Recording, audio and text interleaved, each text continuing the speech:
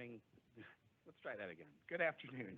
My name is Dan Scripps, Chair of the Michigan Public Service Commission, and I call this meeting of the Commission to order on March 24, 2023 at 1:03 p.m. Madam Secretary, please call the roll. Chair Scripps. Present. Commissioner Phillips. Present. Commissioner Peretick. Present. Mr. Chair, you have a quorum. Thank you, Madam Secretary. Today's meeting is being held in person here at the Commission's office at 7109 West Saginaw Highway in Lansing, Michigan. We're also hosting this meeting remotely using Microsoft Live Event. It is compatible with all browsers except Safari. Telephone relay service is available through the phone option, and if you are participating via the live stream, you may also turn on the live captions by clicking on the closed caption or CC button in the lower right corner of the screen. As indicated in the notice for today's meeting, if we lose the remote connection, the Commission will not recess but will continue here in person. The meeting will be recorded and available for future reference on the Commission's website. In addition, the Commissioners can receive comment via mpsc_commissioners@michigan.gov. For reference, this email is also included in the Q&A feature on the live stream event on your computer and in the meeting notice. We will have an opportunity for the public to make comment as provided in the agenda. It looks like we've got a fair amount of folks here for that purpose. A few notes about this. Comments should be limited to one per person and can be made in person or by calling in. If you would like to make for individuals participating by phone and who want to make verbal comments, you may press *5 to be queued up for comment, and to minimize disruptions, attendees participating by phone will be muted until we reach the time for public comment. The first order of business is the approval of the agenda for today's meeting. I move for the approval of the agenda for today's Commission meeting. I second the motion. Is there any discussion? We'll now have a vote on the motion to approve today's agenda. All those in favor of the motion say aye. Aye. Aye. Aye. Any opposed? Motion carries by unanimous vote, and the agenda is approved. The next item of business on the agenda is approval of the minutes from the February 23rd, 2023 Commission meeting. Thank you, Chair. I move for the approval of the minutes from the February 23rd, 2023 Commission meeting. I second the motion. Was there any discussion? We'll now have a vote on the motion to approve the minutes from the February 23rd, 2023 Commission meeting. All those in favor of the motion say aye. Aye. Aye. Aye. Any opposed? The motion carries by unanimous vote, and the Commission meeting minutes of February 23rd, 2023 are approved. The next item of business on the agenda is the approval of orders and minute actions on the consent agenda, and today the Commission is assisted by Staff Attorney Shannon Wambaugh. I recognize Ms. Wambaugh. Good afternoon. Today's consent agenda consists of 2 communication matters, 4 electric matters, and 4 gas matters. The proposed orders and minute actions for these matters have been thoroughly vetted by the Commission's technical and legal staff and are ready for your approval. Thank you. I move for the approval of the orders and minute actions on the consent agenda. I second the motion. Is there any discussion? We'll now have a vote on the motion to approve the orders and minute actions on the consent agenda. All those in favor of the motion say aye. Aye. Aye. Aye. Any opposed? The motion carries by unanimous vote. The orders and minute actions on the consent agenda are approved. I recognize Ms. Wambaugh. Thank you. Item 4A1 is case number U20982, which involves an application as amended filed by Presque Isle Electric and Gas Co-op for expansion of its area of designation of eligible communications carriers for purposes of high cost on Lifeline to include areas listed in amended Exhibit A. The order before you approves the application as amended. I move for the approval of the order in case number U-20982. I second the motion. Is there any discussion? We will now have a vote on the motion to approve the order. All those in favor of the motion say aye. Aye. Aye. Aye. Any opposed? Motion carries by unanimous vote. The order in case number U-20982 is approved. And I recognize Ms. Wambaugh. Item 4B1 is case number U20300, which involves an application filed by Alpena Power Company requesting ex parte approval of agreements representing a long-term full requirements offer from CMS Energy Resource Management Company to provide Alpena Power Company with energy capacity, renewable energy credits, and associated administrative professional services beginning January 2025. The order before you approves the agreements attached to the company's February 15th, 2023 application. Thank you. I move for the approval of the order in case number U-20300. I second the motion.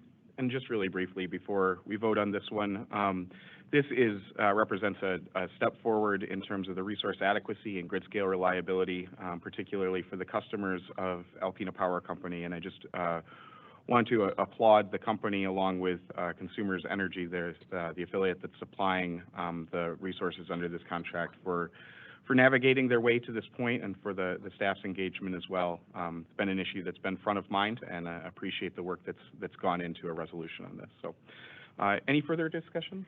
We'll now have a vote on the motion to approve the order. All those in favor of the motion say aye. Aye. Aye. Aye. Any opposed? The motion carries by unanimous vote. The order in case number U-20300 is approved. I recognize Ms. Wamba.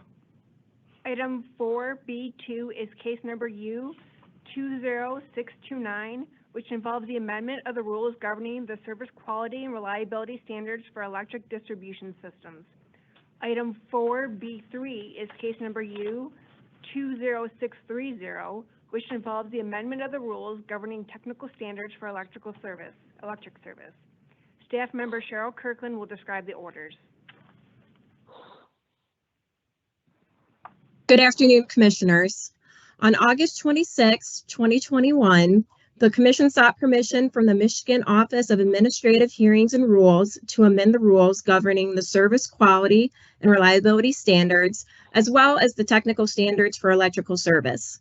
Updates to these rule sets were considered in the Grid Security and Reliability Standards Work Group of the My Power Grid Initiative of 2019.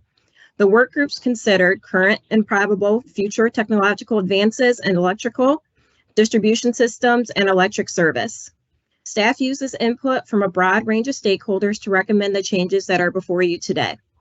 The service quality and reliability standards for electric distribution systems rule set was modified to increase power outage credits to $35 from $25, plus $35 per additional day beyond acceptable thresholds, and make the credits automatic.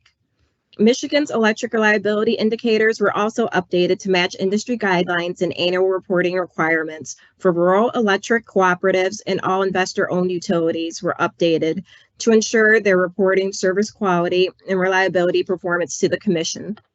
Likewise, the technical standards for electric service rule set was updated to include new requirements for electric utility and cooperative reporting on outages, additional requirements for utility line clearing programs, updates to electric metering equipment inspections and tests, and requirements for cybersecurity programs, including that utilities file a statement attesting that their cybersecurity programs are consistent with these rules. The first such attestations will be due March 31st, 2024. In addition, the consumer standards and billing practices for electric and natural gas service rule set was revised to ensure customer service is not shut off without proper notice, that customers aren't billed incorrectly for electricity they didn't consume because of incorrect meter registration or other billing issues, and to help utility customers more easily access information about their rights to a hearing on billing disputes. On March 17, 2022, the Commission issued an order approving these updated rule sets for submission to the Legislative Service Bureau and Michigan Office of Administrative Hearings and Rules for formal approvals, which were granted on July 28, 2022. On that same date, the rules were filed with the Joint Committee on Administrative Rules, which had 15 session days to object to the rules by filing a notice of objection, propose that the rules be changed, decide to introduce bills to enact the subject of the rules into law, or waive the remaining session days. However, the Joint Committee on Administrative Rules did not meet for 15 days before the end of 2022, so the rules were withdrawn and resubmitted in January 2023. The Joint Committee on Administrative Rules did not take any action to prevent the rules from being transmitted to the Secretary of State. The orders before you in case numbers 20629, U-20630, and U-21150 formally adopt these rules, which take place upon filing with Secretary of State. Thank you. Thank you, Ms. Kirkland, not only for your presentation this afternoon, but for the hard work of not only you, but many other staff over several years to get these rules to the finish line. So I very happily move forward for approval the order in case number U-20629. I second the motion. And before we vote on this, I just want to flag some of the really significant improvements that are included in these rule sets, and I'll speak about them together. We'll vote on them separately, but in the same way that Ms. Kirkland did, and echo Commissioner Phillips, thanks to you, Ms. Kirkland, for your work and that of staff. The other leads on this who have really gotten us to the point of being able to formally adopt these rules today after essentially 4 years of work that started with our 2019 statewide energy assessment. The work that is, or the updates that are included in these rule sets today, including shortening the required times for utilities to restore long-duration outages, reducing the amount of time first responders must guard downed wires until they're relieved by a utility line worker, updates to the reliability standards to ensure Michigan's performance indicators match industry guidelines, establishing annual reporting requirements to ensure that all utilities are reporting service quality and reliability performance to the Commission. In addition, they include new requirements for electric utility and cooperative reporting on outages, additional requirements for utility line clearing programs, excuse me, requirements for cybersecurity programs, and updates to our billing rules. And then finally, an issue that's gotten a lot of attention is the updates to the credits. Today, credits, if you're eligible for a credit from your utility based on the length of your outage or the number of days or the number of times that you experience outages, it's a one-time $25 credit. And the rules updates will expand that to $35, index it to the rate of inflation, add an additional $35 for every additional day that you're without power, and maybe most important of all, make the credits automatic. So these are significant steps forward. They weren't in place for the most recent storms that I think have gotten everybody's recognition that we've got a lot of work to do on the distribution grid, but both the tightening of the requirements and the expansion of credits when service falls outside of the rules that are set forth here are significant steps forward. And again, appreciate the work of our staff, the many stakeholders who participated. It has been a long 4-year road to get to this point, but is a significant step forward that we mark here today. So with that, is there any additional discussion? We will now have a vote on the motion to approve the order. All those in favor of the motion say aye. Aye. Aye. Aye. Any opposed? The motion carries by unanimous vote. The order in case number U-20629 is approved. Commissioner Phillips? Thank you, Chair. I move forward for approval the order in case number U-20630. I second the motion. Is there any discussion on this one? We will now have a vote on the motion to approve the order. All those in favor of the motion say aye. Aye. Aye. Aye. Any opposed? The motion carries by unanimous vote. The order in case number U-20630 is approved. And lastly, I move for approval the order in case number U-21150. I second the motion. Is there any discussion? We will now have a vote on the motion to approve the order. All those in favor of the motion say aye. Aye. Aye. Aye. Any opposed? That motion carries by unanimous vote as well. The order in case number U-21150 is approved. Ms. Wambaugh. Item 4B4 is case number U-20851, which involves an application from DTE Electric Company for ex parte approval of a purchase and sales agreement for DTE Electric Company to acquire from GFS Holding US LLC a full ownership interest of Terrapin Energy LLC, including the Big Turtle 2 Wind Park and a 60% interest in Big Turtle Interconnection LLC. The order before you approves the application. Thank you, Ms. Wambaugh. I move for the approval of the order in case number U-20851. I second the motion. Is there any discussion? We will now have a vote on the motion to approve the order. All those in favor of the motion say aye. Aye. Aye. Aye. Any opposed? Motion carries by unanimous vote. The order in case number U-20851 is approved. I recognize Ms. Wambaugh. Item 4B5 is case number U-21015, which involves the application of DTE Electric Company for a financing order approving the securitization of qualified costs. The order before you approves DTE Electric Company's first annual routine true-up adjustment report reflecting new securitization surcharges. I move for the approval of the order in case number U-21015. I second the motion. This is as routine an order as we get. It's dealing, as Ms. Wambaugh said, with routine true-up adjustments to the securitization surcharges. But just to take a step back, particularly given the last month that we've had, this is the securitization of tree trimming costs. Securitization is a financing mechanism that allows those costs to be repaid, but at a lower interest rate using securitization debt financing to the utility that ultimately saves customers money. And this was something that we approved back in May of 2019. We've done the securitization, or DTE has, and this is the first true-up adjustment that will happen under the financing on an annual basis. But I don't want to get lost in the sort of details or the routine nature of this. This is really important in terms of actually trimming the trees that cause the majority of the outages in Michigan. And it's something that we've been, again, working on for a number of years, and this is just the latest step in that effort. So is there any additional discussion? We will now have a vote on the motion to approve the order. All those in favor of the motion say aye. Aye. Aye. Aye. Any opposed? The motion carries by unanimous vote. The order in case number U-21015 is approved. I recognize Ms. Wambaugh. Item 4B6 is case number U-21150, which involves an action on the Commission's own motion to amend the rules governing consumer standards and billing practices for electric and natural gas utilities. The order before you formally adopts the proposed rules. Ms. Wambaugh, I believe that we took that one as part of the group of orders that we did earlier tied to the billing rules. But so I think we're already there. So we'll go on to 4B7. My apologies. No, not at all. Item 4B7 is case number U-21286, which involves an application filed by Upper Peninsula Power Company requesting authority to increase its rates for the generation and distribution of electricity and for other relief.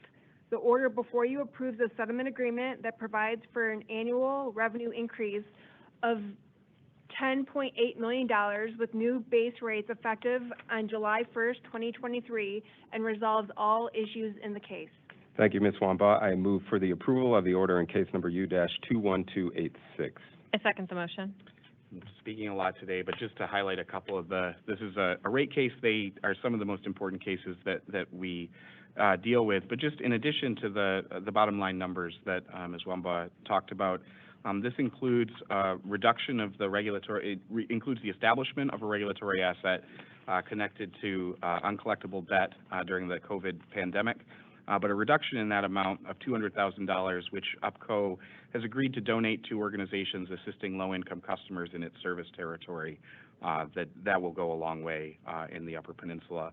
It also increases the distributed generation cap, currently agreed to at 3%, an extra percent and a half to 4.5%. It has UPCO joining the ranks of the majority of other investor-owned utilities in the state that develop and file distribution investment and maintenance plans that help us get greater transparency in the work that they're doing to improve reliability, reduce outages, and ensure resilience. And it also includes reports on projects connected to undergrounding, which is, again, another topic that's gotten a fair amount of focus in the last several weeks. And it also institutes a new residential income assistance tariff, providing for a $15 monthly bill credit for low-income households at or below 150% of the federal poverty level. So in addition to giving the investment needed to continue to enhance the infrastructure, a number of other elements that I think speak to some of the challenges and ultimately the way through some of the challenges that we're facing. And so applaud the company, the many interveners, including the Attorney General, and her office, the Citizens Utility Board, some of the corporations and universities operating within the UPCO service territory, and certainly our staff's work in bringing forward a comprehensive settlement in this case that I'm pleased to support as it comes before us. Is there any additional discussion? We will now have a vote on the motion to approve the order. All those in favor of the motion say aye. Aye. Aye. Aye. Any opposed? The motion carries by unanimous vote. The order in case number U-21286 is approved. I recognize Ms. Wambaugh. Item 4B8 is case number U-21303, which involves an application filed by Indiana-Michigan Power Company for approval tariffs governing the provisions of outdoor security lighting service. The order before you approves the ex parte application. I move for the approval of the order in case number U-21303. I second the motion. Is there any discussion? We will now have a vote on the motion to approve the order. All those in favor of the motion say aye. Aye. Aye. Aye. Any opposed? The motion carries by unanimous vote. The order in case number U-21303 is approved. I recognize Ms. Wamba.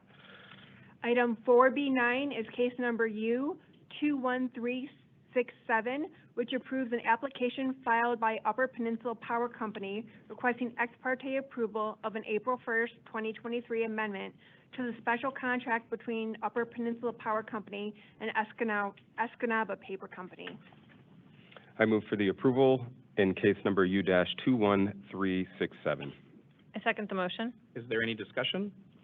We will now have a vote on the motion to approve the order. All those in favor of the motion say aye. Aye. Aye. Aye. Any opposed? The motion carries by unanimous vote. The order in case number U-21367 is approved. I recognize Ms. Wamba. Item 4C1 is case number U-15419 et al., which involve a matter on the Commission's own motion to commence formal alternative gas supplier license revocation proceedings against Realgy LLC, DBA Realgy Energy. The order before you grants Realgy LLC, DBA Realgy Energy's request to voluntarily surrender its alternative gas supplier license, releases the bond obligation, and closes the docket. Thank you. Once again, I move for the approval of the order in case number U-15419 et al. I second the motion. Is there any discussion? I would like to just briefly offer thanks to our staff who's worked diligently on this issue over the years to bring it to this conclusion with the sharp focus on customer protection the whole time. Yeah, I echo that, certainly, Commissioner Peretick. Is there any additional discussion? We will now have a vote on the motion to approve the order. All those in favor of the motion say aye. Aye. Aye. Aye. Any opposed? The motion carries by unanimous vote. The order in case numbers U-15419 et al. Is approved. I recognize Ms. Wamba. Item 4C2 is case number U-21335, which involves an application filed by Lambda Energy Resources LLC for ex parte approval of an Act 9 Certificate of Public Convenience and Necessity for the construction and operation of the Lambda Greenwood Transmitter Pipeline in Oscoda County, Michigan. The order before you approves the application and makes the required agency findings regarding the pipeline's environmental impact. I move for the approval of the order in case number U-21335. I second the motion. Is there any discussion? We will now have a vote on the motion to approve the order. All those in favor of the motion say aye. Aye. Aye. Aye. Any opposed? The motion carries by unanimous vote. The order in case number U-21335 is approved. I recognize Ms. Wamba. Item 4C3 is case number U-21358, which involves a matter on the Commission's own motion to conduct a nuclear feasibility study pursuant to Public Acts 166 and 218 of 2022. Staff member Lynn Beck will describe this order. Thank you. Good afternoon, Commissioners. The order before you opens the docket for case number U-21358 in the matter on the Commission's own motion to conduct a nuclear feasibility study pursuant to Public Acts 166 and 218 of 2022. On July 20th, 2022, Governor Gretchen Whitmer signed into law Public Act 166 of 2022, directing the Michigan Public Service Commission to engage an outside consulting firm to conduct a study and examine the feasibility of nuclear power generation in Michigan. The commission was granted $250,000 to conduct this study. Subsequently, on October 14th, 2022, Governor Whitmer also signed into law Public Act 218 of 2022, which provides for the parameters of the nuclear feasibility study, which aims to investigate the social, environmental, and economic impacts, as well as the technical potential of utilizing nuclear power to provide affordable, reliable electricity to Michigan residents while reducing carbon emissions. On January 4th, 2023, the Commission issued a request for proposals, and applications were due on February 3rd, 2023. Commission staff organized a joint board to review the 6 proposals were received, and Enercon Services East, PC, was selected as the consultant to develop the nuclear feasibility study. The first meeting between Commission staff and Enercon was held on Thursday, March 9th. 3 stakeholder meetings have been tentatively scheduled. Commission staff have also developed a dedicated nuclear feasibility workgroup webpage, as well as a listserv, so that interested stakeholders may stay apprised of these activities. A draft outline of the nuclear feasibility study report will be provided to stakeholders prior to the initial stakeholder meeting scheduled on May 3rd, 2023. A draft nuclear feasibility study report will be shared with stakeholders for review by December of this year, with the opportunity for an additional stakeholder meeting to discuss the draft. The Commission will submit a final report to the standing committees of the Michigan Senate and Michigan House of Representatives with primary jurisdiction over energy and environmental issues no later than April 15th, 2024.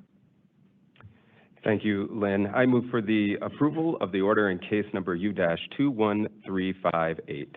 I second the motion. Is there any discussion? We will now have a vote on the motion to approve the order. All those in favor of the motion say aye. Aye. Aye. Aye. Any opposed? The motion carries by unanimous vote. The order in case number U-21358 is approved. I recognize Ms. Wambaugh. Thank you. Item 4C4 is case number U-21364, which is an application filed by Consumers Energy Company requesting ex parte accounting approval to defer recovery or refund for any natural gas utility pension and other post-employment benefit expense above or below amounts approved in rates.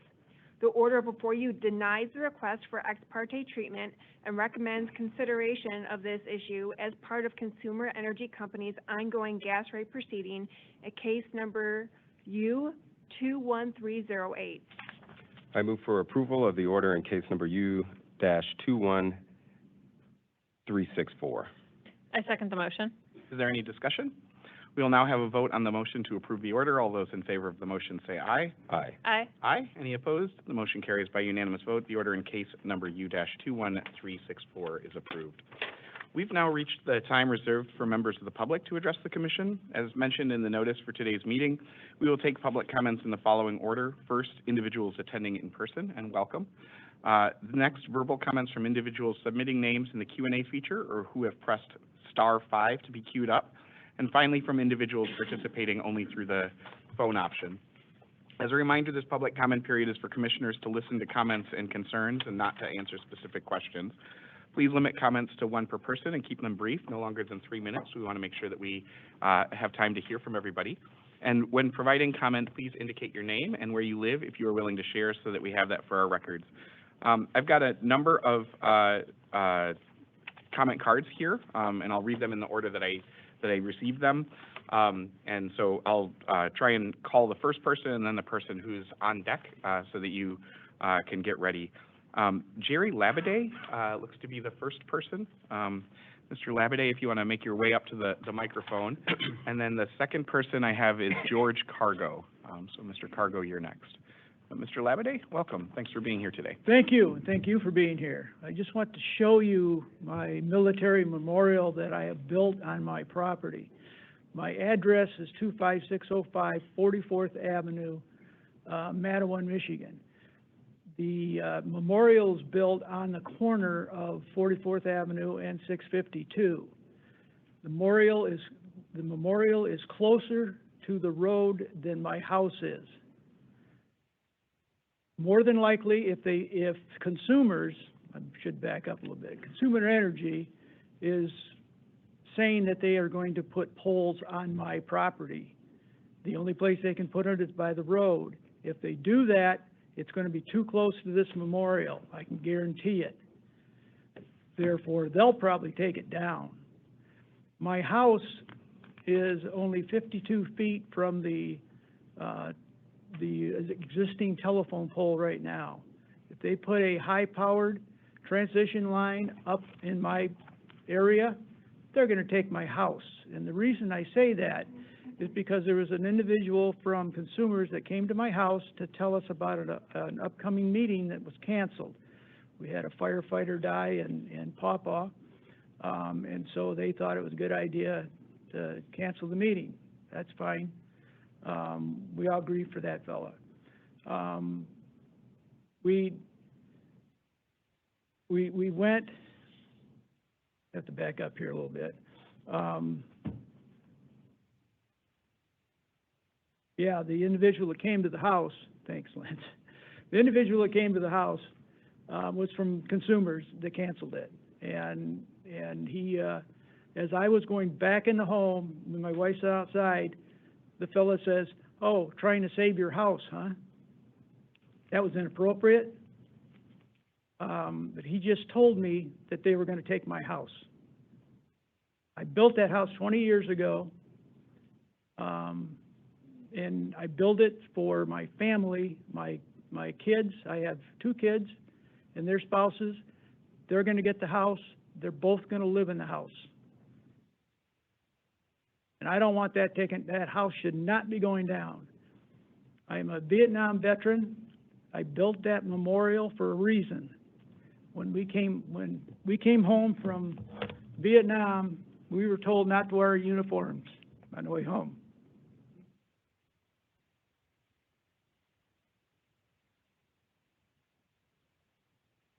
Excuse me. That was bull crap. That's why I built that. Thanks for listening. Thank you, Mr. Labadie, and thank you for your service as well. Mr. Cargo? Oh, sorry. And on deck, I've got Julia Richardson. Hello, my name is George Cargo. I live on 43882 County Road 652, Mattawan, right across the street from the Veterans Memorial. I'm very proud of my neighbor for putting that in. With this whole power line thing, basically 160 feet, they're going to be at my garage door. I'm going to be paying the taxes on this piece of property, which is less than 2 acres. So you're taking a chunk of my land away that I can't build on? That's bull crap. We have a beautiful woods right behind her house. One of the reasons why we bought the place, because of the beauty of that corner. It's out in the country. We enjoy it.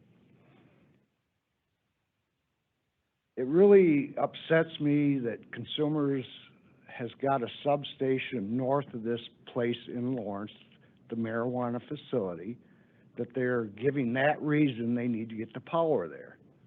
Well, I went online this morning. It's called the Lawrence Crandall Business Park, 1.5 acres to 28 acre parcels, and there's 3 businesses in this park. These parcels, quote, include public utilities.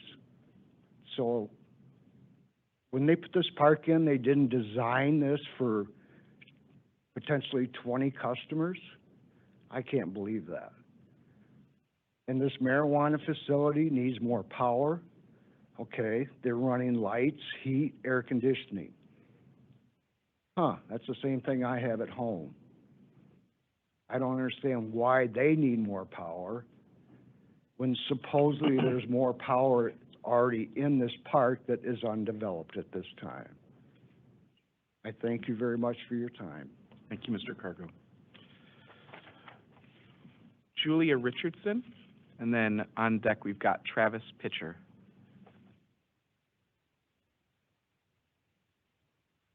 Thank you.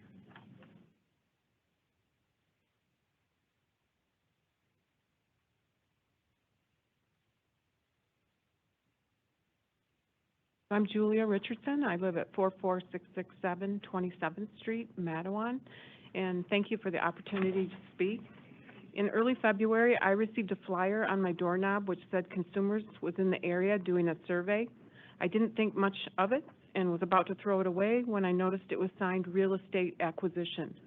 Curious, I made a call and fell into a nightmare. The survey was needed for the installation of a 138 kilovolt transmission line that would run along the entire 2 sides of my family's 15 acres. It would require the removal of hundreds of trees and run 130 feet from my home, which meant our teenager would sleep under a potential health hazard.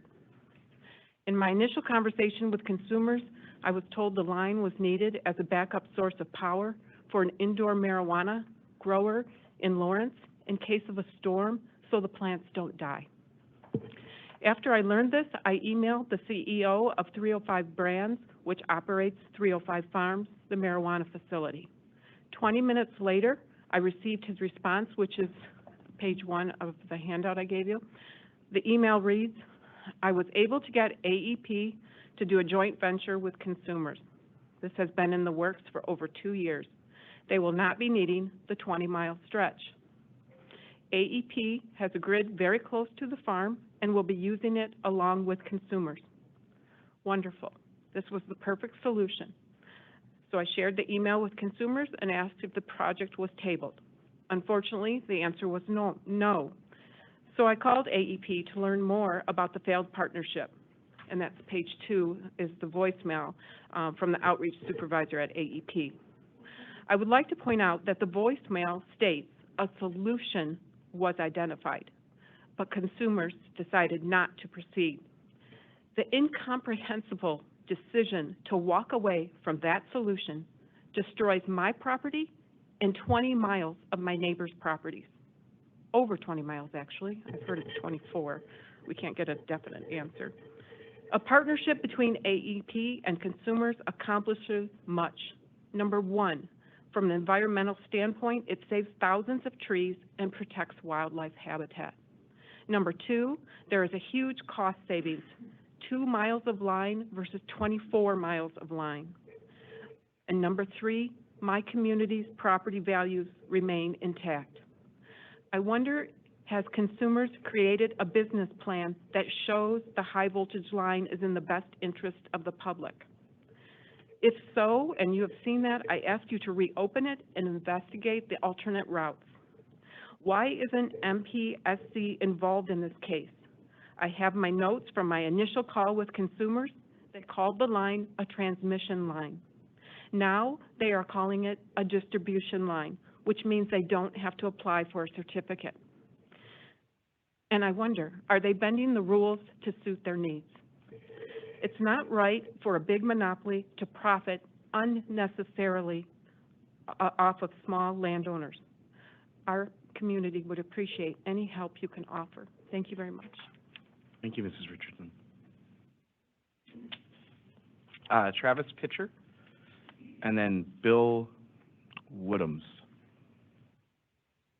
Hello, my name is Travis Pitcher. I live at 25605 44th Avenue, Matawan. And my father-in-law, you heard from my father-in-law, Jerry Labadie, first, is a Vietnam veteran, residential contractor, organ donor, and retiree. I share all of this with you so you understand where he has been and where we are coming from. My mother and father-in-law worked their entire lives to get where they are today. The property they live on, they purchased. The house that we live in, they built by themselves. They took the opportunity to do as they wish on their land that they own and added a veterans memorial as a reminder of the service that is needed to protect our unalienable rights among these. Yep, that word got me. Unalienable. Still can't say it. So we'll move on. We're going to give it to you. Oh, man. The rights among these are life, liberty, and the pursuit of happiness. This place that they have created is our happiness, bought and paid for with hard work, blood, sweat, and tears. 2 years ago, my wife and I sold our home and moved into this house with her parents. It's important for you to know, in 1998, after a long battle with kidney disease, she needed a transplant. My father-in-law donated one of his kidneys to her. It served her well, however, it's not a permanent solution, and she needed to go on dialysis. She does the dialysis in this home. They have installed a whole house generator to protect against outages, so she has a reliable power source. My father-in-law is 72 and retired now and will never have a chance to build another place that our family can call home. That is why this fight is so important. What we know is that Consumers Energy wants to take our property to put in 85-foot power poles that will carry a high voltage transmission line through our property to another community, and in doing so, making our home unsafe to live in. depreciating our property value, and possibly causing us to lose the Veterans Memorial that means so much to all of us. Our fears do not stop there. If they can take our land, what will prevent them from taking our home? These are our worries. We cannot allow this to happen. We cannot allow this project to move forward. We need to cancel this route with immediate terms and allow us to get back to our peaceful lives. The amount of fear, stress, and heartache this has put on all of us is completely uncalled for. Please help us to put an end to this transmission line. Thank you. Thank you, Mr. Pitcher. Mr. Woodhams, and then I've got, I think it's Ben, but it might be Ron Richardson. Bill Woodhams, a retired family physician. I'm here just to speak to the very real and ongoing damage that Consumers has inflicted on 200 innocent families. If your property was about to be condemned for an electrical line, you would be upset too. The damage is real. It's going on now. I don't know if you have any power to do anything to get them to cancel this at this time. But every day that it goes on, as you can witness by all the people here, real emotional damage is occurring, and it's unconscionable. People have owned their property for generations. They're being told their fields, their farms are going to be taken without their consent, and there is no amount of money that can replace that. And I'm just bringing it to your attention. I have no idea if you have any power to stop them, but certainly that needs to be done and done as quickly as possible. Thank you. Thank you, Dr. Woodhams.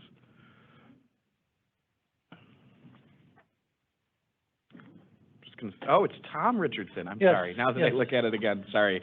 And then Mary Lou Butkovich. Good afternoon, Commissioners. Thank you.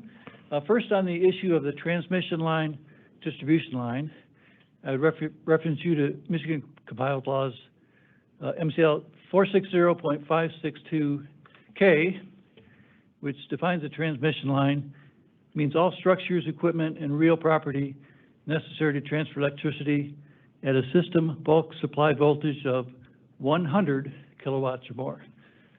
Proposed line will be 138 kilowatts.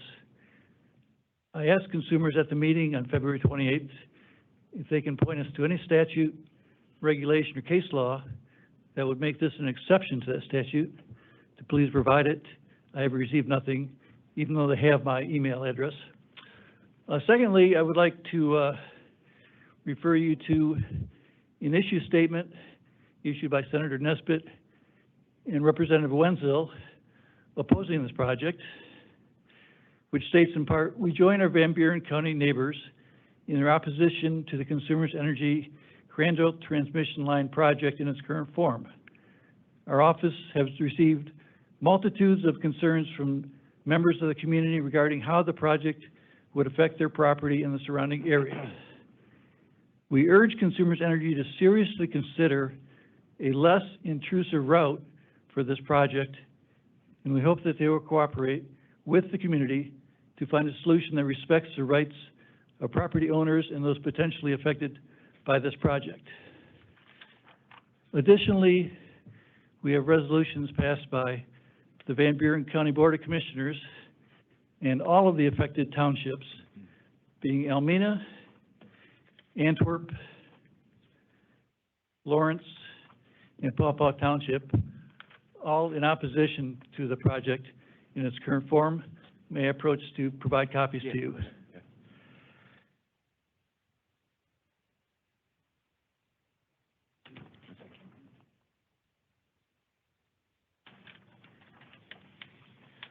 Thank you, Commissioners. Thank you very much, Mr. Richardson.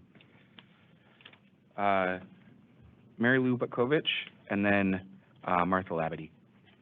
Good afternoon. My name is Mary Lou Butkovich. I live in Van Buren County. Thank you for the opportunity to speak to you about my strongest possible opposition to the Consumers Energy's plans to construct the Crandall High Voltage Power Line in Van Buren County.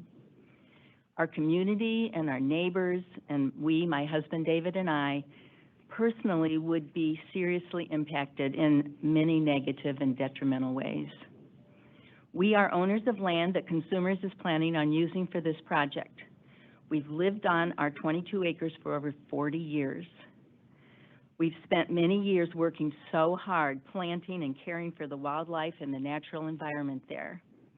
We planted 18 acres that was a hayfield with what are now mature pines, chestnuts, walnuts, and pecans, just to name a few. These are irreplaceable in our lifetime. We had constructed a beautiful labyrinth that we used for meditation and prayer. Much of this would be destroyed or greatly impacted by Consumers' destruction. In 2010, we opened a small boutique winery called Cody Cresta Vineyard and Winery on our homestead. We have thousands of visitors that come every year, both local and from all over the country and all over the world. It's been our commitment to share our quality wines while also helping to preserve our rural countryside. Our visitors enjoy spending time on our beautiful patio and our gorgeous waterfalls, appreciating the landscape surrounded by nature. We believe that people support what they know and love, and by time spent here, people are inspired to value their own natural environment. Last year, we had the Kalamazoo Nature Center put in native plants around the patio and plant a monarch butterfly way station. If the power line were to go through, that eyesore and that noise from the power lines is what our customers would be subjected to. And in the spring, this spring, our winery will be included in a book called Hidden Gems of America. We're very proud of that. And it's a compilation of just 40 wineries from across the whole United States. But we can't imagine that we'd still be considered a hidden gem with a high voltage power line running behind our patio. We would be profoundly impacted both personally and professionally with this power line running through our property and our neighbor's property. We know that our business would decline dramatically, and the value of both our business and homestead would be dramatically decreased.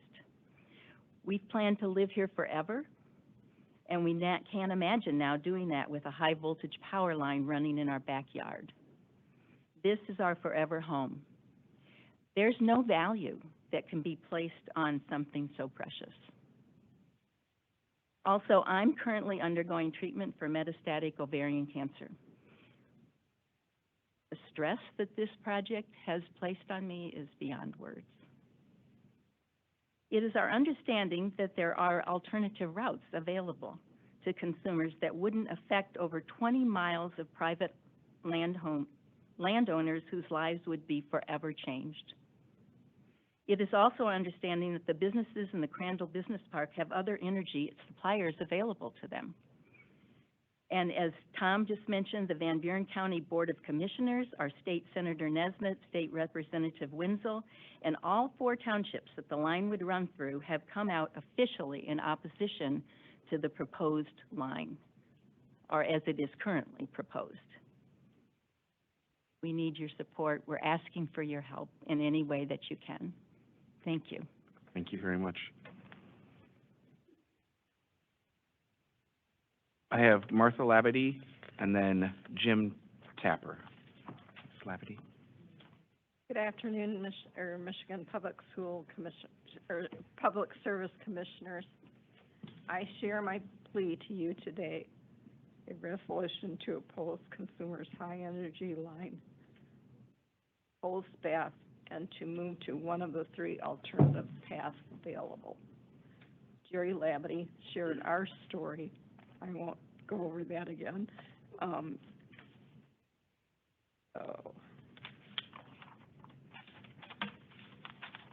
Also, I put in mind about Lindsay and our daughter is doing her dialysis treatment. We need power for that, but we need reliable power, so we have the generator also. When this was shared too, the Consumers Energy on our porch said, you're fighting for your home, huh? And that was very hurtful.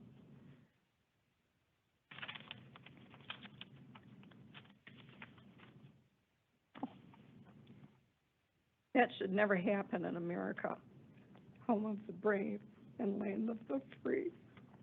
This is not freedom, losing our home, our property, our trees, and our peaceful existence, and all we have worked for our entire life.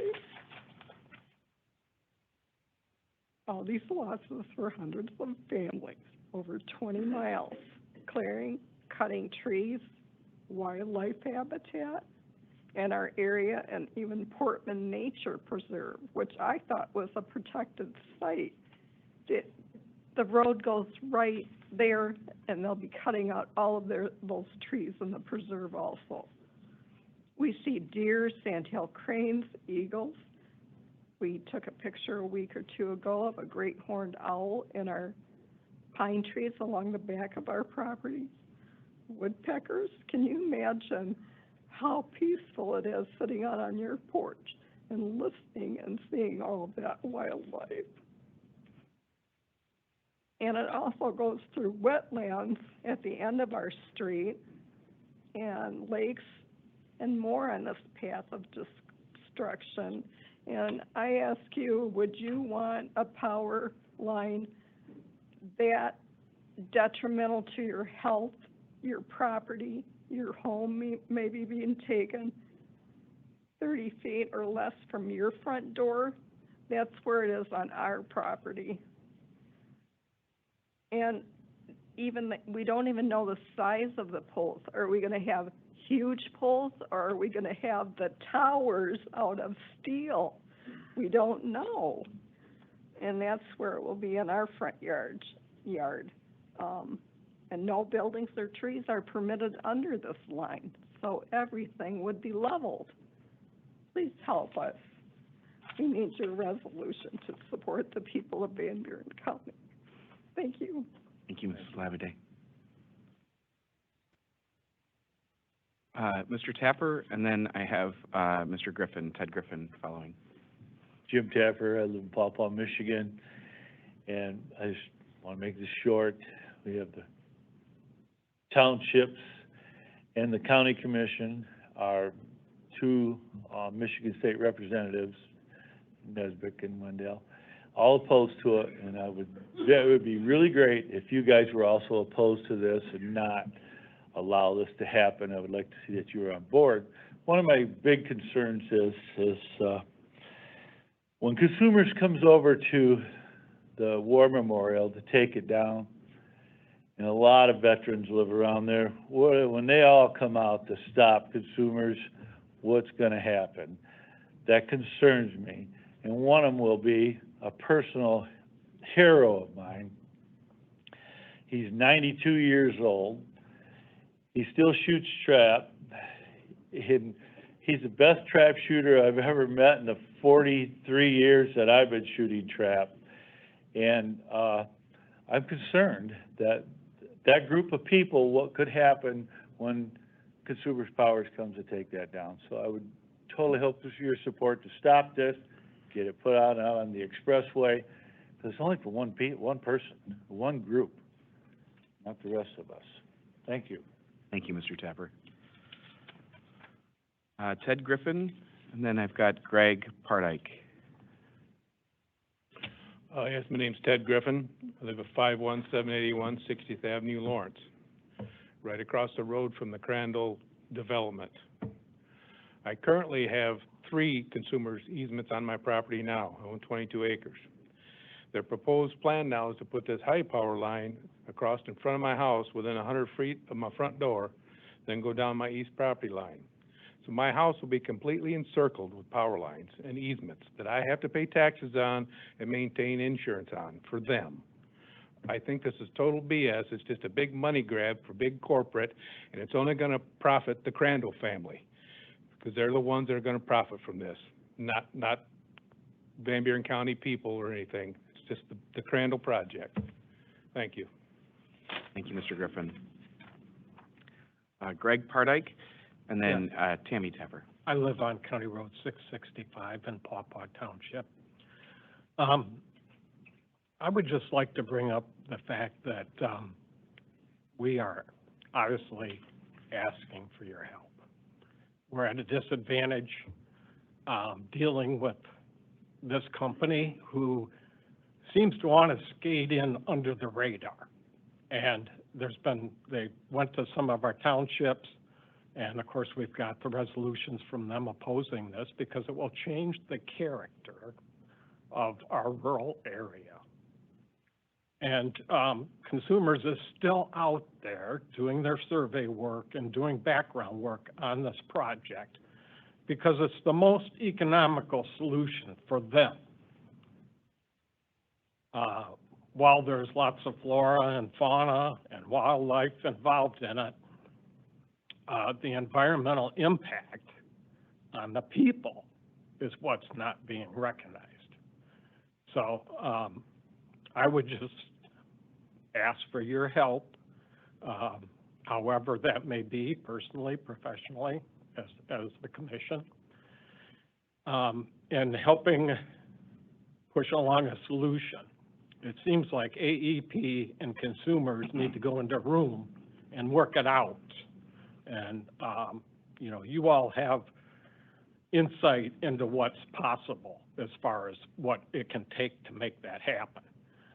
We're not even Consumers, many of us are not Consumers customers. This was said it was going to be a big improvement. Well, we're AEP customers, and these lines are going to be on our properties also. It appears that this part of Van Buren County is somewhat gerrymandered as far as AEP Consumers, and everybody's got lines running all over the place and nobody can use the other lines. So that's where I would implore you to help seek a possible solution in that aspect as to where these two entities could cooperate and work together to solve the problem and not be as concerned with the cheapest way, just run roughshod through 200 properties because it's the best economical solution for them. Thank you. Thank you, Mr. Pardig. Tammy Tapper, and then Faith Fletcher. Thank you for having us today. My name is Tammy Tapper, and I reside at 42990 County Road 374 in Pawpaw. And it really sickens me. I'm a people person. Sickens me to have my newfound friends, several of them here today, several of them on our Facebook page called Save Our Trees and now Save Our Homes, to see them struggle and have this level of stress. It hurts my feelings, it breaks my heart, and it makes me sick to think about what Consumers Energy has done to this group of wonderful people.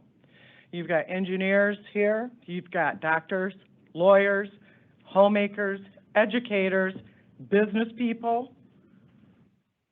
They thought they were going to come in and steamroll us little hillbillies in Van Buren County. They were mistaken. I hope you listen to what we have to say today, and in any way possible, if any of you can help us, we would be most grateful. There are options. You've heard the options, and we would need to be here today if Consumers would work with AEP and the Lawrence Crandall business facility. We could go on about our merry lives, get some sleep at night, and lose some stress. Thank you very much for your time. Thank you, Mrs. Tapper. Faith Fletcher, and then Kevin Gall. Hello, thank you for taking the time to hear from us today.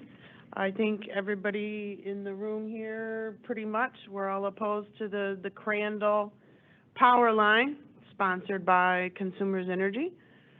On this 22-mile stretch, the majority, if not 98% of the acreage, it's all privately owned. So when bad news started coming in the second week of February and we heard about this project, it's just unthinkable. I mean, not in a million years, because we moved out to the country to get away from, the busyness of a city life. We have all kinds of wildlife and animals and turkeys and deer.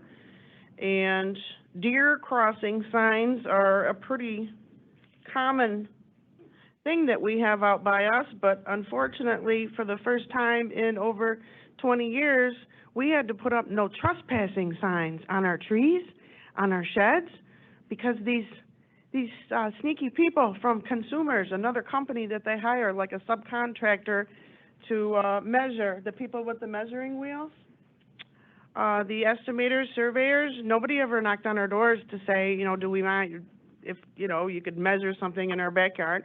No. But if you went out there and asked, you know, why are you measuring my shed and taking pictures of my shed and on my property? And the guy says, oh, we're with a pest control company. No, they're not. So the material that they've sent us so far, Consumers Energy states that they are going to improve our service. This line isn't for us. We're just the unfortunate victims that happen to own property along this 22-mile stretch. So at the meeting, we were supposed to have a town hall, kind of a Q&A forum with them on February 28th at 7 p.m. They canceled that meeting at 11 that morning, and it was rescheduled for 1 that day, so while people were at work. We made it, and there were 4 or 5 representatives from Consumers Energy at this Board of Commissioners meeting in Pawpaw, and I asked him, one of the reps from Consumers, says upgrades are coming our way. Well, can you define what is a service upgrade? And the guys from Consumers just stood there in silence. I wasn't prepared for that because I thought they were going to answer the questions that we had, and they just stood there in silence. This is really frustrating when you own land and that's your world that somebody wants to take away. It's a situation where we never thought we would be in the middle of. But some of their other material also states Van Buren County Electric Upgrades Project will provide us with better service. It will never power us. It's going to Lansing, or not Lansing, Lawrence. This line does not benefit us. This line is not for us. This line they are trying to cram in just to get to this Crandall Business Park in Lawrence. And it says, and this is written by Consumers, the line will help deliver more reliable service to the entire county. It doesn't benefit us. But here's where the scary part starts. There's another paragraph that says, I heard these power lines can cause health problems. And their reply is their electromagnetic fields are generally perceived as harmless to humans. Generally perceived. So that's kind of just a thought. I want to know if artificial intelligence is behind the letters and the concepts of what they're trying to do to us. This can't be happening. And then it says, you can count on Consumers Energy to do the right thing and try and plow right over 600 acres of wooded area. No, that's not green, and that's not doing the right thing. So we're also hearing that if this does happen, they could be spraying a 22-mile stretch with herbicides. Oh, it gets even better. So depending on what way the wind's blowing, it could affect the whole county. We're in the fruit belt. We grow a lot of fruit. Welch's gets their grapes from our residents on this line. So it's not an option to carpet bomb us with something like an Agent Orange or whatever chemical that they feel like telling us. They don't want to answer our questions. That's the real frustrating part. Even at the meeting, and they're standing right there, they just looked at the ground. I wasn't ready for that. I just thought they would answer simple, common questions. But they were unable to define service upgrade, unable to define improve your service. We're also worried about radiation. It's not just the site of these lines. It's, are we getting radiated microwave? We don't know. We don't want to find out. But the deforestation of the land is quite alarming. We do not want to send an award to consumers for environmental vandalism, because that's what would happen if the 22-mile stretch is just wiped down to the ground. Beyond sad, because we all have yards that have woods, couldn't imagine looking at 1,000 tree stumps instead of the trees that used to be there. We still feel like we are under attack, and during the day, now I've installed a bunch of motion sensors in the yard, so I know, are there surveyors coming back? Because they never knock on the door to say, do you mind, if we do something? No, not at all. And they're also pulling up in unmarked vehicles on people's property with no name tag or ID, so we don't know what they're doing. But at the end of the day, it is very disturbing not to know, can you stay in your house? Do you have to sell it? I'm not going to be pushed out of my house that I've owned for over 20 years. It's just not an option. If we sell now before it goes in, does that mean it'll be worth more? That's no way to live, feeling like you're being possibly pushed out. That's not an option. That's why we live where we're at, out in the country. And the substation that this is springboarding off of, the substation, I think they call it Weeds Lake, it's on Van Cal. They've been adding on to this for weeks. There's extra bigger platforms off to the south, off to the west, and now it looks like some kind of a twilight zone, like some scientific nightmare, because it keeps getting bigger, these big metal things at these substations. But because we have seen them add on and add on and add on over the last 2 weeks, that kind of makes me feel, and a lot of us feel, like they're going to try and push this through regardless. I don't know what the logic is with that, but all of our local townships have supported us. There is no one that is in favor of this line, not one person, except consumers. Please do not allow Consumers Energy to cram this environmental vandalism into our neighborhood. Thank you for your time. Thank you, Ms. Fletcher. I have Kevin Gall next, and then Dwayne Hampton.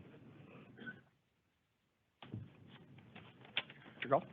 Good afternoon. My name is Kevin Gall. I live at 26838 44th Avenue in Matawan, in beautiful Almena Township, Van Buren County, Pure, Michigan. I supplied information yesterday electronically. I gave you a lot of background information, and I thank you for my next 3 minutes.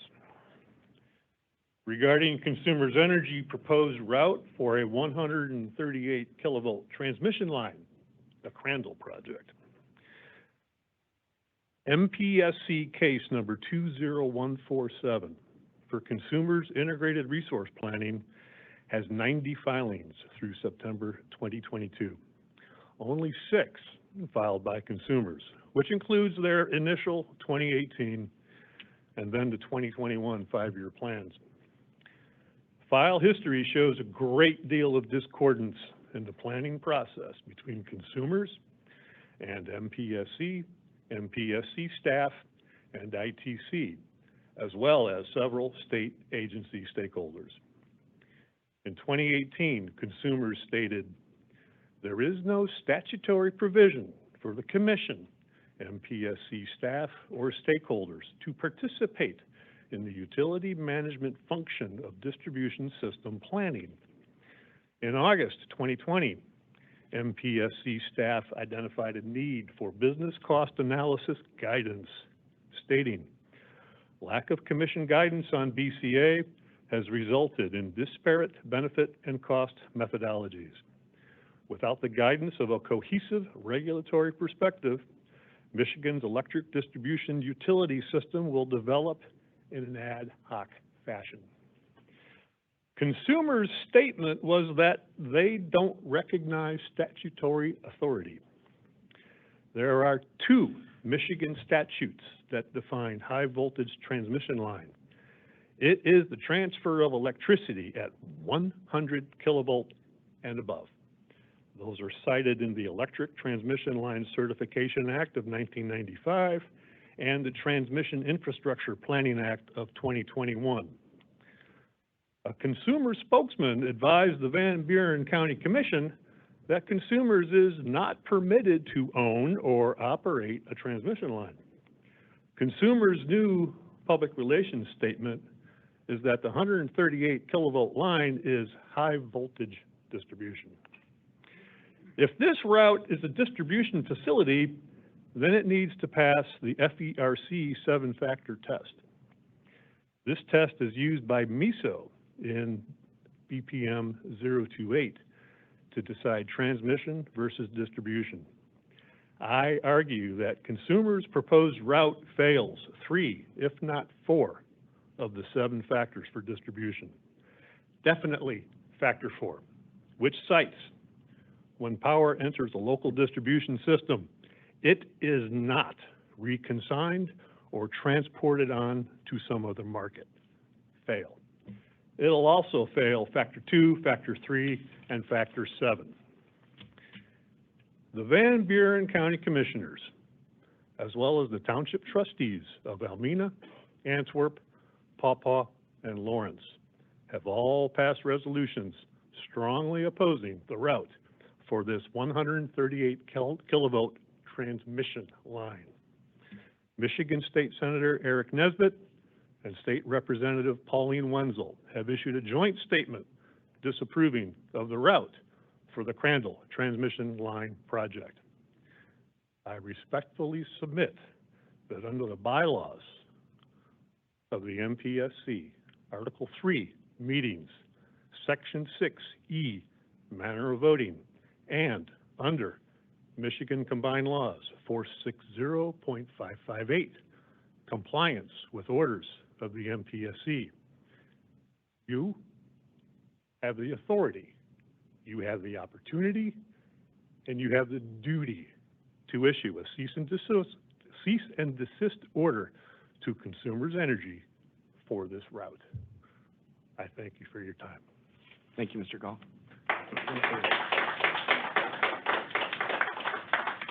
Dwayne Hampton, and then Craig Jones. I'm Dwayne Hampton.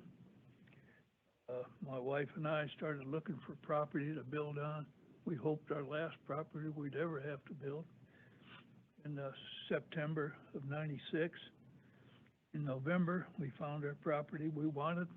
Looked perfect place to us.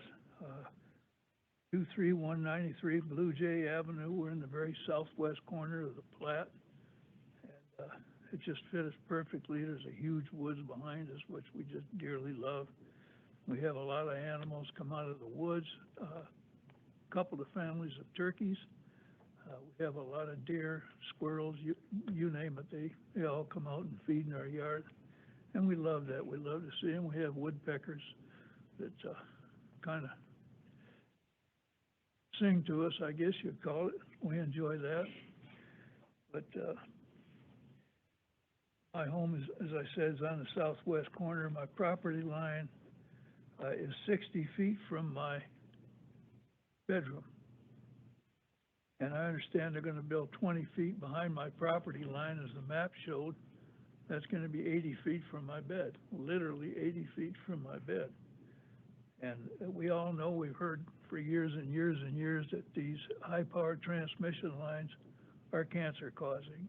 They know that they've had for years sick deer, sick, cows, just any kind, all kinds of animals. Animals are being born malformed, birds that are near those high-powered lines. Anyway, like I said, my bed will be about 70 feet, actually 70 feet from the power line. I'm not looking forward to the radiation they're going to cause. I'm 81 years old, so I'm not sure it's going to affect me personally. But when that property is sold, it's going to affect somebody for sure. Hopefully, it won't be a young family with children to have to deal with that. it's ultimately gonna drop the value of my home 40%. We know that, it's just a fact.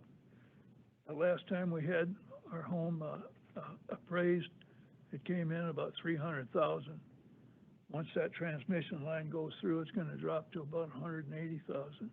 My wife and I don't have the money, or we've been retired for several years. I'm 81 years old as of today, actually.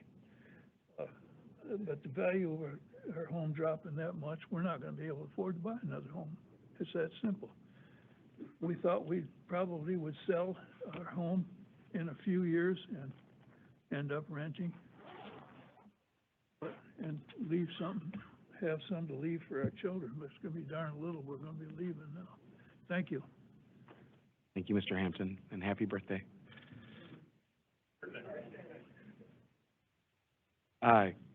Craig Jones, and then John Alger. Mr. Jones? Good afternoon. Thank you for the time. My name is Craig Jones, 46545 27th Street in Mattawan. Like most of the other people here I've talked about today, we found out about this project in early February. Going through these last few weeks, the most frustrating part for us has been the lack of concise, truthful, and any communication at all. Like other members had mentioned, we first heard about this by a flyer on our door. So I called the representative that was on there, who works for CLS, the authorized contractor for Consumers Energy. He indicated the company was charged with acquiring land for a 20-plus mile stretch of a transmission line to run from Van Cal to Lawrence, and it would go through my property. He did not know what part of my property, but would email me that information later. He touted this was a great project with many benefits. I replied that this sounds terrible, destroying property, but what are the benefits? He couldn't answer that question, but said consumers would have open houses that could answer these questions.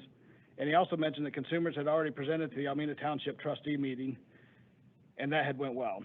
The following day, I did receive the email back from him showing the map on our property, and also a letter in the mail that day from consumers with the times of the open houses, which were completely different from the ones he had emailed me. I emailed him for clarification, and he did apologize for quote-unquote misinforming me. Since he had mentioned the Almena Township, I did some quick research from their website. In the December 2021 meeting, there was, under new business, Mr. Tim Voss from Consumers Energy presented plans for an electric transmission line to run from the east side of Van Cal to Lawrence. As speakers before me have mentioned the importance of it being called a transmission line, they communicated that much more eloquently than I can. So my wife and I went to the meeting over in Lawrence to try to get answers to some what we thought were basic questions. First one we asked was, how long has this project been in the works? And the gentleman we talked to indicated about 4 months. I pushed back saying, this seems like a lot of work that's been done for 4 months, and also noted that we had seen an email from one of the customers getting the energy that they had been working on something for 2 years. At that point, he did correct himself and said, well, I personally have been involved for 4 months. And I asked, that's not the question I asked, wasn't it? He said no and apologized for not telling me the truth. The other questions, as far as who was going to benefit from this and ones like that, I was told that he couldn't answer and there wasn't anybody there that could.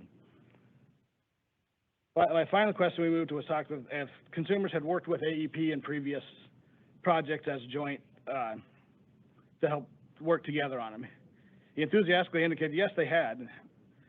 We asked why they could not partner this time with AEP, who has a substation very close to where this project began. He indicated they had talks, but then, quote, lawyers got involved and the deal fell apart. Again, we asked if there was anyone who would give us actual reasons, and he indicated there was not. So for this open house being a place to get answers, there were very few given.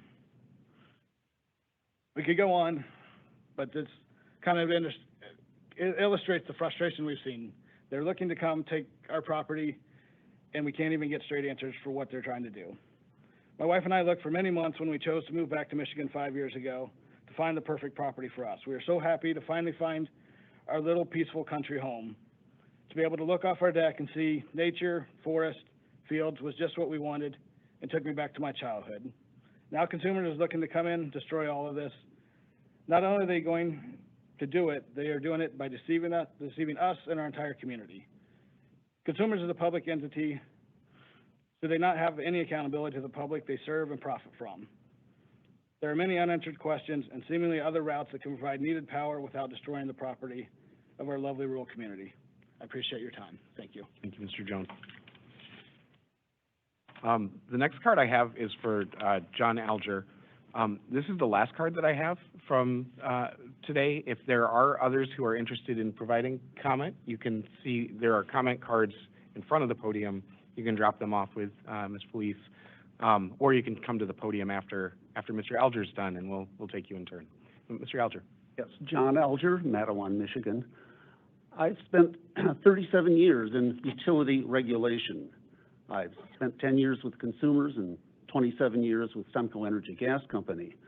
And as a former vice president of regulatory affairs, I'm well aware of what takes place in discussions in boardrooms. And you're probably aware that no utility ever wants to work with another utility if they can grab the whole thing. It does not appear to me that this, it just seems like that's all they're trying to do is cut AEP out of this. As I understand it, AEP is within 2 miles of the park that they want to serve. And AEP says, yeah, we've got the capacity, we could serve them, but consumers doesn't, I'm not sure exactly how the franchises work over there, who owns what, the electric maps, don't show an awful lot. So, but, one of the things that they talk about, the 138 kV line is not going to be able to serve any local service at all. The size of the substation they'd have to build to serve someone right off that, they wouldn't do it.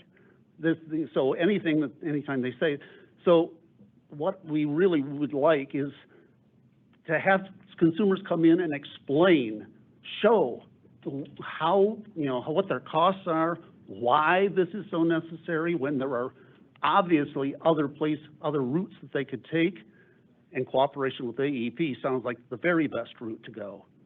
And so we're asking that somehow you can call them in for a certificate of public necessity. Thank you. Thank you, Mr. Alger. Is there anybody else in person today that would like to offer public comment? Go for it. My name is Nancy Wheatley. I live in Paw Paw.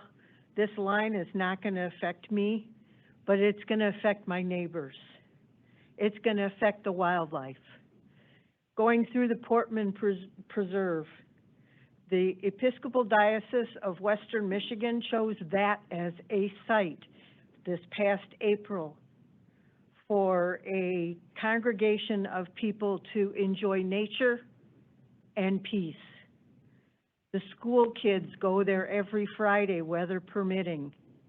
That is a wonderful place for anyone to go. It will cease to exist. I have a tree of life on because I'm speaking for the trees that have no voice. In an era where we are worried about our trees, our bees, our water life, everything, this is going to destroy it. We are like David. Consumers is Goliath. We need to knock them down because they are not helping anyone. They are only hurting anyone. You can hear the anguish of everyone who has spoken. This is unnecessary, and it's just somebody who wants to steamroll over the little people. Thank you. Thank you, Ms. Wheatley. Is there anybody else?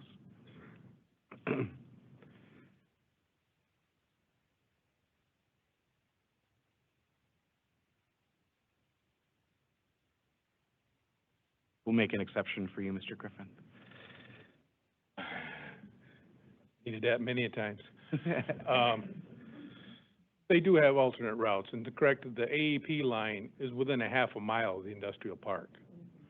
The substation's about 2.5 miles away, but AEP has lines within a half a mile of this place. And the other thing, Consumers transmission line that feeds the town of Lawrence comes from the north, from the town of Grand Junction. They have an existing right-of-way that goes all the way back up to Grand Junction, which just south of Grand Junction is where the main tower line comes from the power plant in Covert. So they can go back up their existing power line easement and down their ownership line with a tower line back to the power plant is only 20 miles, and not disturb anybody's property and get more power to that Lawrence Park. So why they want to destroy all these people's properties and come in the back way, the power comes from Covert up to Almena and then bring it back to Lawrence in a big circle, I don't understand that. Maybe you people do. Thank you. Oh, and I've lived in my place for 46 years. I've put a lot of time and effort in there, and I don't intend to have it destroyed. I'm going to get these veterans over there after they're done with the memorial, and they're going to help me. Thank you, Mr. Griffin. Before I move to the phones, I want to just, so I will say that we have not received any application from consumers on this. We're still candidly trying to understand what our role is in this. It certainly involves the approval of rates or projects in rates, and we haven't received an application for that as well. It wasn't in their last rate case. I can tell you with full certainty on my part that we have not approved any expenditures in rates for this project. They are set to file sometime this spring, their next rate case. It may be in that, I don't know. We won't know until it's filed. But it wasn't included in their 5-year distribution plan. We haven't seen a certificate of convenience and necessity application. We have not had any filings, and I'll also say candidly that they didn't give us a heads up before they started knocking on your doors. And so we're trying to, I really appreciate you driving here today. We're trying to get our arms around what this project is, what authority we have in evaluating any part of the project, routes, lines, alternatives, et cetera. And then ultimately, obviously, if there is an effort to seek sort of collection in rates for the costs incurred, that will be something that's in front of us. But the comments that we've heard from you today, I think, help clarify some of the issues here. And I can just tell you that this is certainly, it was before, and it certainly is now on our radar, and something that we've got as many questions in some ways as you do on this project and our role, and we're trying to figure that out. So I'd love to say I've got a clear-cut answer for you. Today I've got questions, but it is something that we're digging into. So we don't typically take questions, but for you, I'll make you an exception.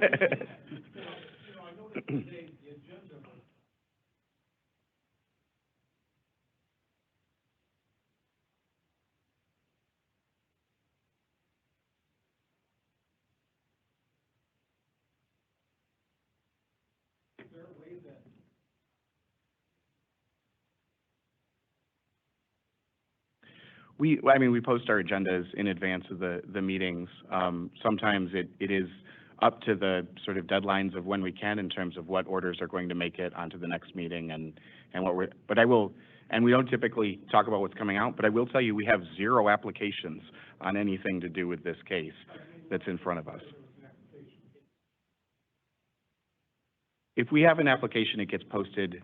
Any application that we receive from the utilities gets posted to our website through the e-dockets system that our executive secretary manages. So there is some level of transparency into that in terms of when it's on an agenda. That happens when we post the agendas. I appreciate that. All right. I took you. All right. You're the last one, though.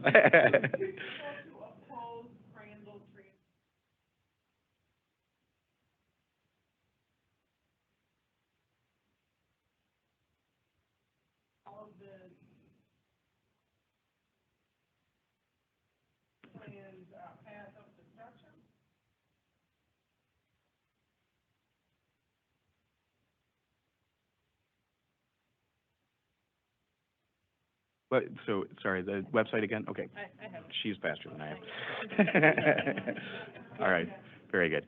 All right, well, thank you very much. We're going to move on to the verbal public comment portion of this time, but appreciate you all being here. So we'll now open up the phone line for those who called into the meeting and would like to address the commission verbally. Ms. Cole, I believe that you're again assisting with this portion of the agenda. Are there any individuals who are queued up using the Q&A feature?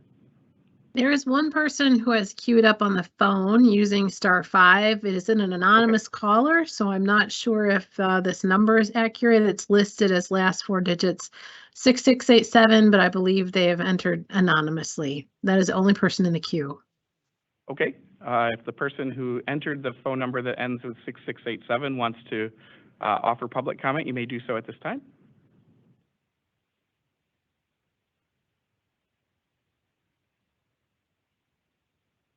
You may have to press *6 to unmute your line.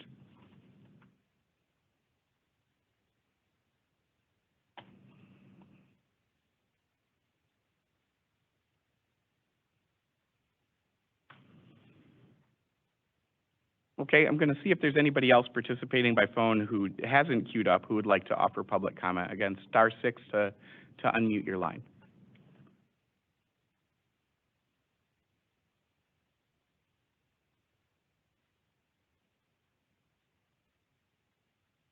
I'll try one more time for the person who called in with the number listed as ending in 6687. If you are participating and would like to offer public comment, you may do so at this time. You may have to press *6 to unmute your phone.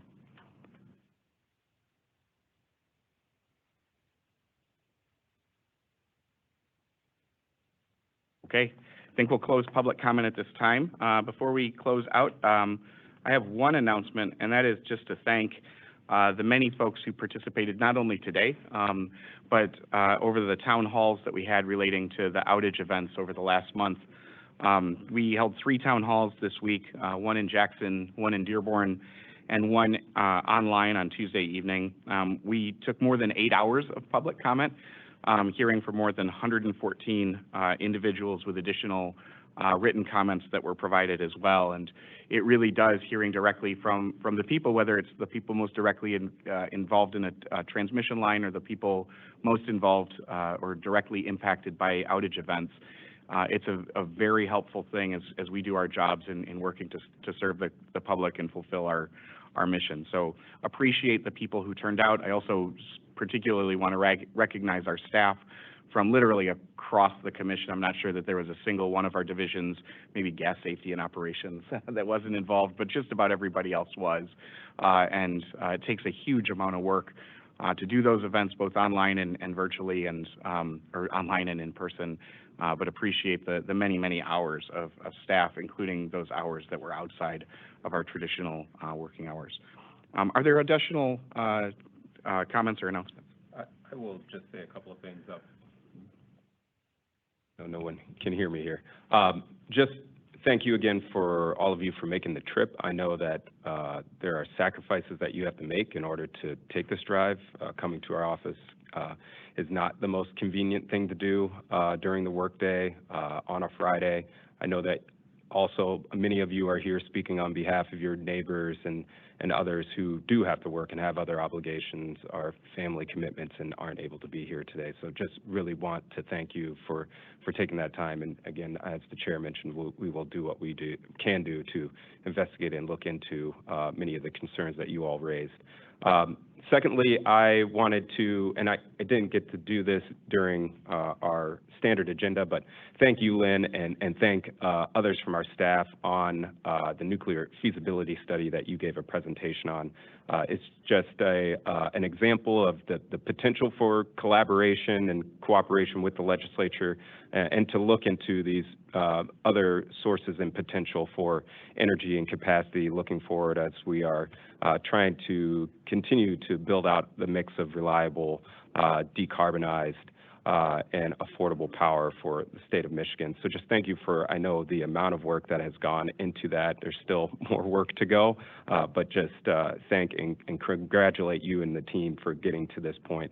And then also just thank you to all of our staff who assisted in the many town halls, as well as assisted in pulling together and helping you, Chair Scripps, in your testimony this week. It's been an all hands on deck type of effort, and just really appreciate all the work of colleagues throughout the commission, especially this week. Thanks. Yeah, I'd also just like to say thank you to all of you who came here today and gave testimony. I can say that I learned a lot, and thank you for taking the time. And I also want to thank everybody, all of the Michiganders who were affected by the ice storms, who took time out of their days to comment in one of the 3 town hall meetings that Chair Scripps mentioned that we held in Jackson, Dearborn, and one virtually. we had over 400 people turn out for those meetings, which was, pretty significant, and over 100 of comments that we heard. I'd also just like to briefly note that today we launched 2 new web pages that provide some reliability and safety information for customers. One of the web pages shows distribution system reliability metrics with information on electric outages among Michigan's regulated utilities that are based on 3 metrics that measure reliability of distribution systems, that measure the duration of outages, both at the system level and the customer level, as well as the frequency of those outages. The page launched today, and the first utility data is due to us on May 15th. So it'll be a little bit before that the full picture is posted, but we wanted to get the page with the initial framework out there and launched. And as this data comes in and is displayed and developed and refined, we expect a clearer picture of reliability metrics, of trends, trouble spots should become visible to anyone who accesses this public web page. And then also today we launched a web page on preparing for and responding to power outages that includes links to checklists that were created by us at the Commission, by the Federal Emergency Management Agency, or FEMA, and by the American Red Cross on being prepared for an outage and staying safe when the power goes out.